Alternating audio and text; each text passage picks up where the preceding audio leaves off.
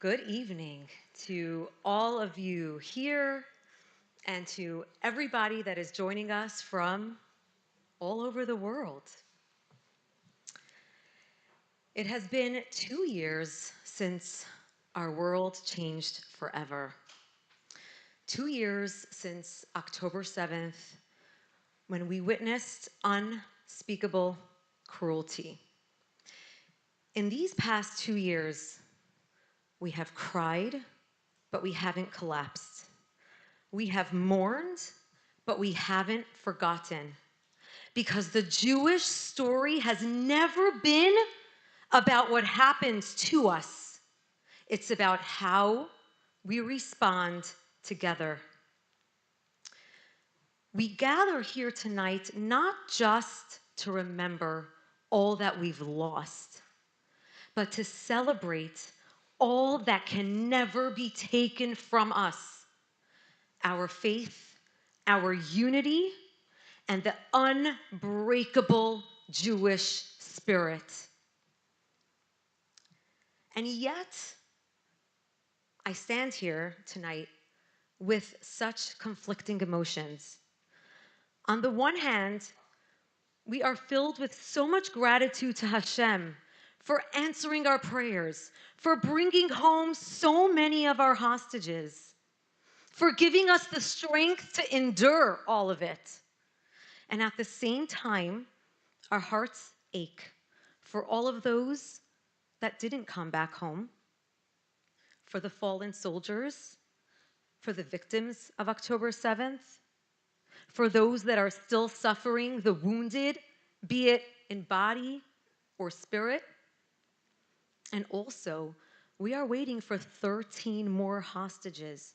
It was just a few months ago when we had Ronen and Orna Nutra here, the parents of Omer Nutra. And tonight, I hold them very close to my heart, knowing that they are still waiting the return of their precious son. Gratitude, loss, hope, and pain, all woven in to one sacred evening. In 1974, Rabbi Yisrael Meir Lau, then a young rabbi and a child survivor of Buchenwald, came to visit the Lubavitcher Rebbe in Brooklyn. It was just after the Yom Kippur War. And the Rebbe said to Rabbi Lau, "Tell me, what are people saying in Israel?" And Rabbi Lau said, "They are asking, what will be?"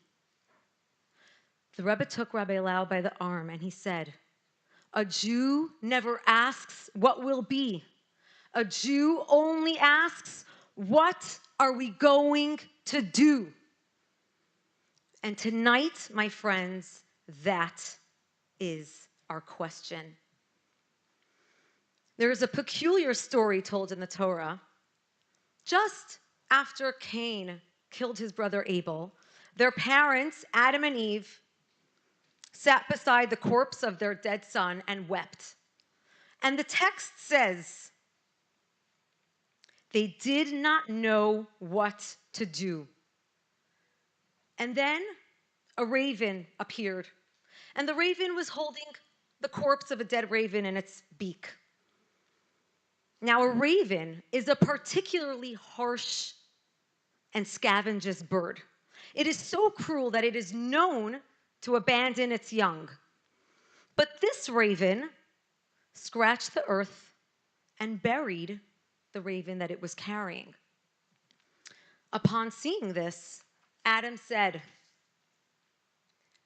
"We shall do as the raven has done." What did Adam need to learn? He knew that from dust we come and from dust we will return.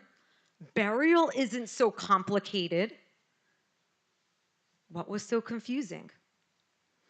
In 1941, many thousands of years later, as the fires of the Holocaust raged across Europe, the Lubavitcher Rebbe explained this story, and he said, Adam and Eve were not asking, what do we do with this body? They were asking, What do we do with ourselves? How do you go on after witnessing such evil? How do you have hope when the world has lost its soul? And the raven brought the answer. Even the darkest, most selfish creature can choose kindness. Even in a world gone mad, the response to insane hatred is insane goodness. The response to baseless hatred is boundless love. When people act inhuman, we become superhuman in our compassion, in our faith, in our unity. But let it be known, we are a people of peace, but not of passivity. We stand for life, and we will fight to defend it. And even in our pain, we choose to build, to hope, and to heal. True healing means turning pain into purpose and finding strength from the very place of brokenness. And we call upon heaven to help us bring peace here on earth. The word shalom means both hello and goodbye, and it also means peace. And so tonight, as we turn our opening prayer, we find ourselves saying all three. Hello to all of our hostages who are finally home. Goodbye to all those that we lost. And a heartfelt prayer for peace for all those still waiting, still hoping, still healing. As these words are sung, the faces of our fallen brothers and sisters will appear on the screen. Each one a life, a light, a world. We remember them, we honor them, and through our song, we promise that we will never let their light go out. May their memories be a blessing. May their courage be a call to action. And may the one who brings peace, may the one who makes peace above bring peace upon us all.